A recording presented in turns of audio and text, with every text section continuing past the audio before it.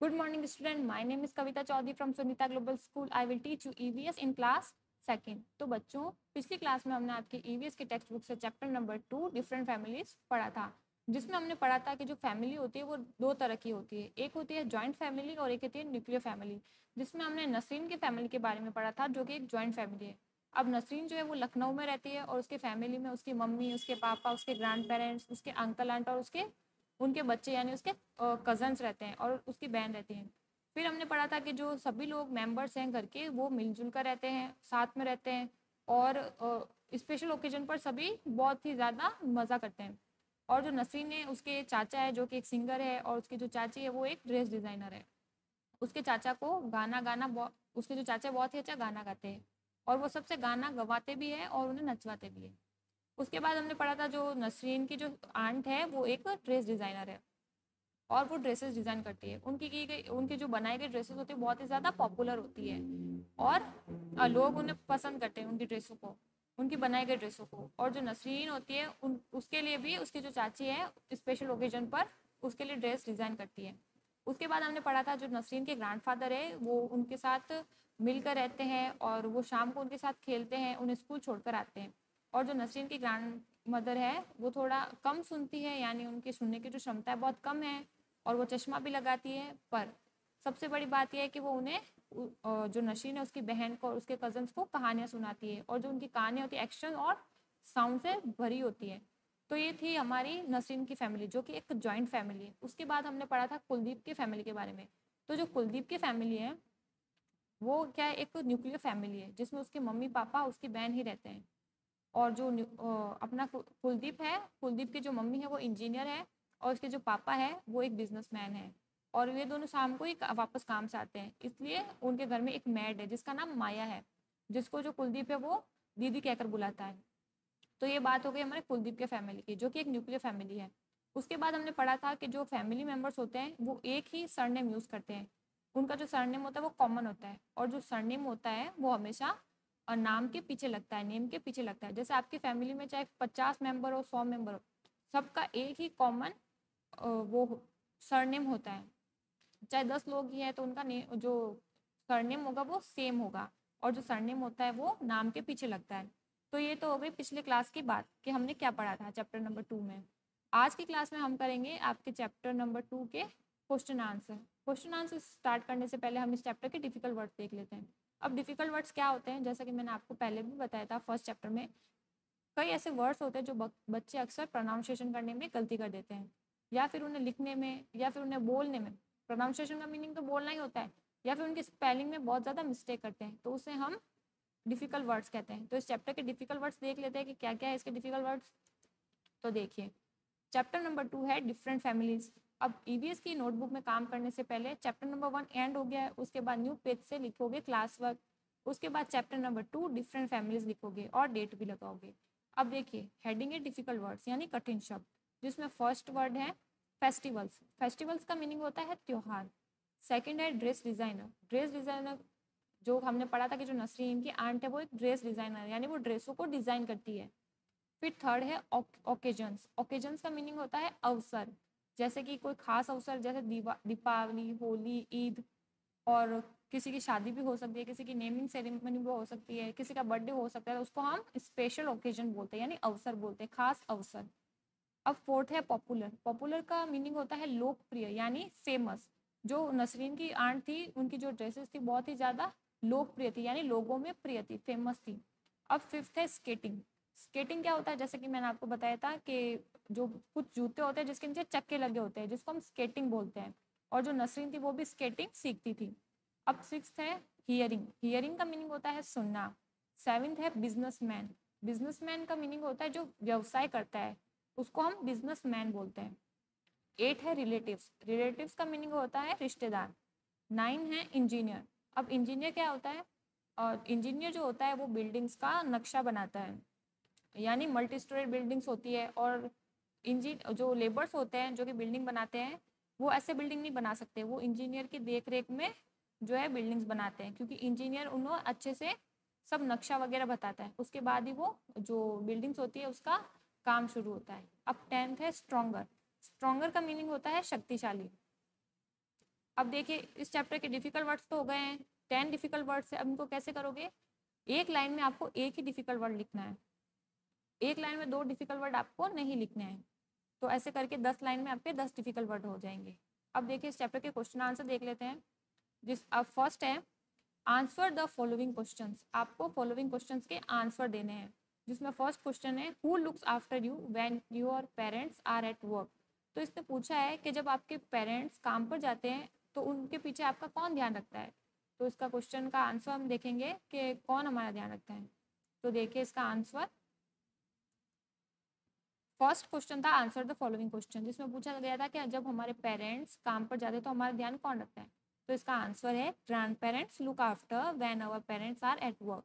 तो इसने बताया है कि जब इसका आंसर होगा कि जब हमारे मम्मी पापा यानी हमारे पेरेंट्स काम पर जाते हैं तो हमारे ग्रैंड पेरेंट्स हमारा ध्यान रखते हैं। Grandparents look after when our parents are at work. अब सेकेंड क्वेश्चन है what is a joint family. अब इसने पूछा है कि जॉइंट फैमिली क्या होती है। तो हमने चैप्टर में भी पढ़ा था जॉइंट फैमिली क्या होती है, जिसमें सभी मिलकर रहते हैं। तो इसका आंसर है यानी कि संयुक्त परिवार क्या है। तो इसका आंसर देखिए a big family is called a joint family. जो एक बड़ा परिवार होता है उसे हम जॉइंट फैमिली बोलते हैं।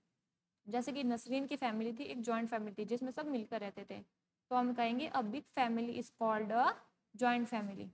अब क्वेश्चन नंबर 3 देखिए what is a nuclear family. अब क्वेश्चन पूछा गया है कि न्यूक्लियर फैमिली क्या होती है। तो हम इसका आंसर क्या देंगे कि what is a nuclear family. तो हम बोलेंगे अ small family is called a nuclear family. तो इसका आंसर है अ small family is called a nuclear family. जो एक छोटा परिवार होता है उसे हम एकल परिवार यानी न्यूक्लियर फैमिली कहते हैं। जैसे कि कुलदीप था, उसका जो उसकी फैमिली थी वो एक न्यूक्लियर फैमिली थी। तो प्रश्न क्वेश्चन नंबर 1 था जिसका आंसर मैंने यहाँ लिख दिया है। उसके बाद था जॉइंट फैमिली किसे बोलते हैं और न्यूक्लियर फैमिली किसे बोलते हैं। फर्स्ट जो क्वेश्चन था वो था कि who looks after you when your parents are at work. तो इसका आंसर हमने लिखा था कि grandparents look after when our parents are at work. अब देखिए फोर्थ क्वेश्चन क्या है, do you look like any member of your family. तो क्वेश्चन पूछा गया है कि do you look like any member of your family, क्या आप जो है अपने फैमिली में किसकी तरह दिखते हो। क्या पूछा गया है कि आप अपने फैमिली में किसकी तरह दिखते हो। तो इसका आंसर आप लिख सकते हो। मैंने आपको एग्जाम्पल के लिए लिखा आया है मदर। अगर आपकी जो आपका फेस है या वो आपके ग्रैंड पेरेंट्स से मिलता है, या तो दादा से दादी से, या फिर आपकी मम्मी से मिल सकता है, आपके पापा से मिल सकता है, या फिर आप 2 भाई बहन हो एक जैसे दिखते हो तो आप अपनी सिस्टर का नेम लिख सकते हो। तो मैंने तो आपको एग्जाम्पल के लिए मदर लिखा है। तो इसका आंसर देखते हैं, yes I look like my mother in the family. तो क्वेश्चन था कि क्या आप अपने फैमिली में किसी की तरह दिखते हो। तो हमने लिखा yes I look like my mother in the family. अगर आप अपने फादर की तरह दिखते हो तो आप फादर भी लिख सकते हो, सिस्टर की तरह दिखते हो तो सिस्टर लिख सकते हो, जिसके भी तरह आप दिखते हो जिससे आपकी सिमिलरिटी है उनका आप नाम यहाँ लिख सकते हो। मैंने एग्जाम्पल के लिए मदर लिखा है। अब फिफ्थ क्वेश्चन है do all twins look alike. तो इसने पूछा है कि क्या सारे ट्विंस एक जैसे दिखते हैं। तो आप बताओ। तो क्या कई बार क्या होता है कि जो कुछ ट्विंस होते हैं वो एक जैसे दिखते हैं, पर ट्विंस का मीनिंग होता है जुड़वा।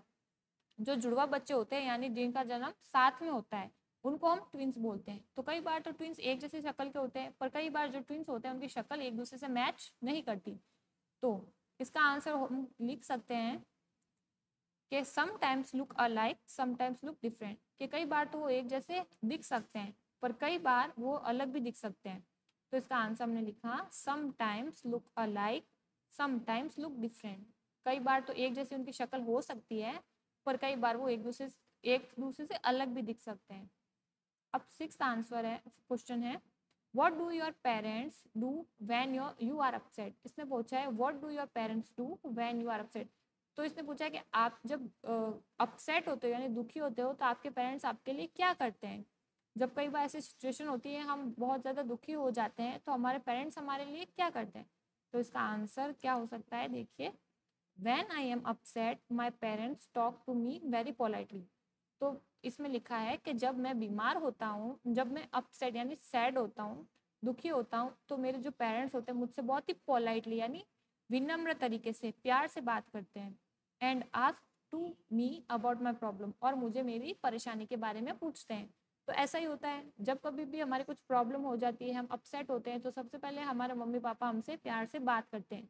उसके बाद हमारी प्रॉब्लम के बारे में हमसे पूछते हैं कि आपकी प्रॉब्लम क्या है, क्योंकि पेरेंट्स के पास हर प्रॉब्लम का जो होता है हल होता है उनके पास, इसलिए हम अपने पेरेंट्स से कोई भी प्रॉब्लम के बारे में डिस्कस करते हैं। तो क्वेश्चन था कि जब आप अपसेट होते हो तो आपके पेरेंट्स आपके लिए क्या करते हैं, तो इसका आंसर भी यही है कि when I am upset my parents talk to me very politely and ask to me about my problem. अब क्वेश्चन नंबर 6 तो ये हो गया। तो ये थे इस चैप्टर के अभी तो question answer. First question answer था who look after you when your parents are at work, कि जब आप काम पर होते हो तो आपकी ध्यान कौन रखता है, जब आपके पेरेंट्स काम पर होते हैं तो आपका ध्यान कौन रखता है। तो इसका आंसर था grandparents look after when my parents our parents are at work, या my parents are at work.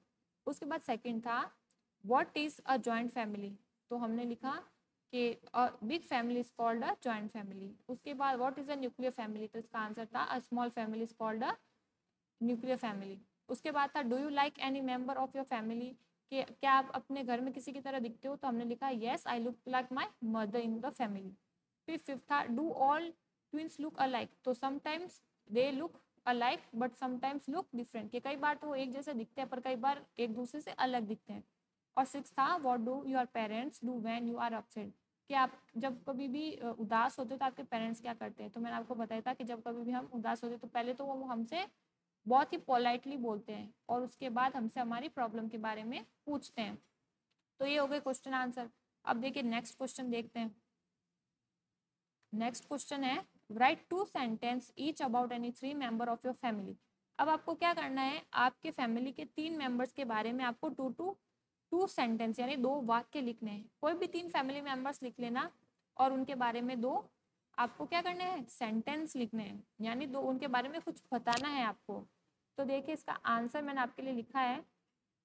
तो देखिए इसका आंसर है, सबसे पहले आपको क्या करना है, नेम लिखना है। जैसे कि पहले तो ग्रैंड पेरेंट्स फादर की बात करूं, मैंने यहाँ पे आपको एग्जाम्पल के लिए ग्रैंड फादर बताया है, तो आप ये भी लिख सकते हो। बस आपको क्या करना है, यहाँ पे नाम लिख देना आगे। जैसे अगर आपके जो ग्रैंड फादर है उनका नाम श्याम सुंदर है, तो ऐसे आगे श्याम पहले लिख दोगे, फिर लिख दोगे सुंदर। ये जो नेम है वो सिर्फ एग्जाम्पल के लिए ही मैं बता रही हूँ। आपके जो भी ग्रैंडफादर का नेम है आपको वो लिखना है। फिर मैंने ब्रैकेट में लिखा कि ये कौन लगते हैं, अपन के दादा लगते हैं, तो ग्रैंडफादर लिखा।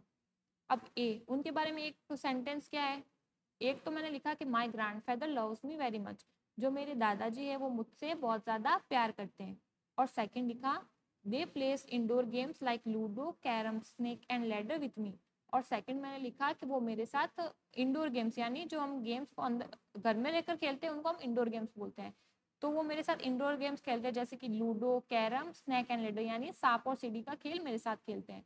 तो आपको क्या करना था, 2 सेंटेंस लिखने थे 3 फैमिली मेंबर्स के बारे में, जिसमें फर्स्ट मैंने आपको बताया ग्रैंडफादर। ग्रैंडफादर का आप अपना नेम लिख देना और आगे ग्रैंडफादर लिख देना। उसमें ए मैंने आपको बताया, ये देखिए ए मैंने आपको बताया कि my grandfather loves me very much, जो मेरे ग्रैंडफादर है मुझसे बहुत ज़्यादा प्यार करते हैं। और दे place indoor games like a ludo carrom snake and ladder with me, और वो मेरे साथ में लूडो कैरम और सांप सीढ़ी का खेल खेलते हैं। तो आप समझ गए होंगे।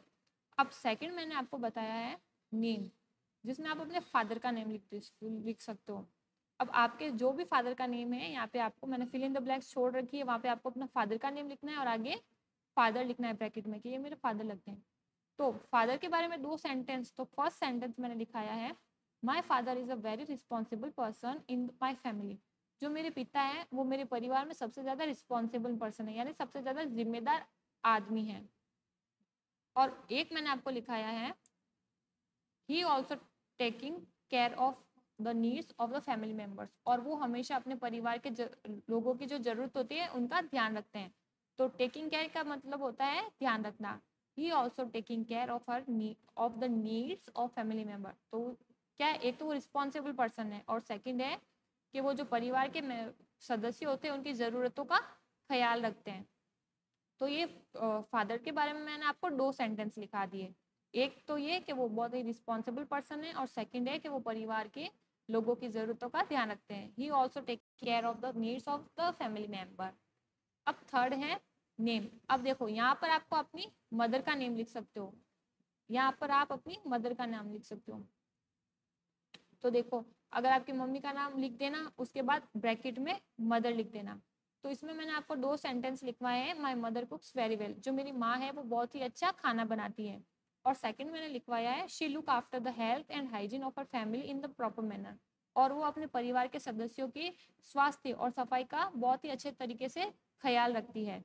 तो ऐसे करके मैंने आपको 3 फैमिली मेंबर्स के बारे में 2 सेंटेंस लिखा है, जिसमें फर्स्ट था हमारे ग्रैंडफादर के बारे में, जिसमें मैंने बताया था कि जो मेरे ग्रैंडफादर है वो मुझसे बहुत ही ज़्यादा प्यार करते हैं। और सेकंड मैंने आपको बताया था कि वो मेरे साथ में इंडोर गेम्स जैसे कि कैरम, लूडो और सांप सीढ़ी खेलते हैं। सेकंड था फादर का, जिसमें आपको अपने फादर का पहले तो नेम लिखना है, उसके बाद ब्रैकेट में फादर लिख देना है कि ये मेरे फादर लगते हैं। उसके बाद मैंने आपको बताया था कि जो मेरे फादर के बारे में आपको 2 सेंटेंस लिखाए थे कि जो मेरे फादर हैं वो मेरे परिवार में बहुत ही ज़्यादा रिस्पॉन्सिबल पर्सन है, यानी जिम्मेदार आदमी है।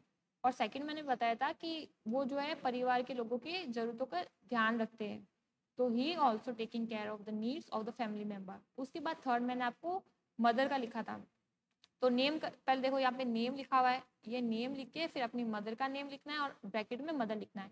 अब मदर के बारे में मैंने आपको 2 सेंटेंस लिखा है कि माई मदर कुक्स वेरी वेल, जो मेरी माँ है बहुत ही अच्छा खाना बनाती है। और सेकंड मैंने बताया she look after the health and hygiene of her family in proper manner. तो जो मेरी माँ है वो अपने परिवार के सदस्यों के स्वास्थ्य और उनके सफाई का बहुत ही अच्छे तरीके से ध्यान रखती है। प्रॉपर मैनर का मतलब होता है सही तरीके से। अब देखते हैं, ये क्वेश्चन आंसर तो हो गए जिसमें हमने पहले क्वेश्चन आंसर देखे, फिर हमने कुछ 3 फैमिली मेंबर्स के ऊपर 2 सेंटेंस बनाकर लिखे। अब बाकी वाले जो क्वेश्चन है वो हम नेक्स्ट क्लास में करेंगे। आज की क्लास में सिर्फ आपको डिफिकल्ट वर्ड्स करने हैं, उसके बाद क्वेश्चन आंसर करने हैं और यानी 3 फैमिली मेंबर्स के बारे में 2 सेंटेंस लिखते हैं। आज की क्लास में इतना ही। नेक्स्ट क्लास में हम बाकी के क्वेश्चन आंसर के बारे में डिस्कस करेंगे। उम्मीद करती हूँ आपको ये जो क्वेश्चन आंसर मैंने बताए समझ आ गए होंगे और आप अपना काम भी अच्छे से समझ गए होंगे। और जो ईवीएस की कॉपी में आपको अपना काम है बहुत ही नीट और क्लीन करना है, चाहे धीरे ही कीजिए पर अच्छे से कीजिए, और साथ साथ में जो भी करवा रही हूँ उसे अच्छे से पढ़ते रहिए। तो आज की क्लास में इतना ही। नेक्स्ट क्लास में हम बाकी के चैप्टर के बारे में यानी क्वेश्चन आंसर के बारे में डिस्कस करेंगे। तब तक के लिए stay home, stay safe, bye, thank you.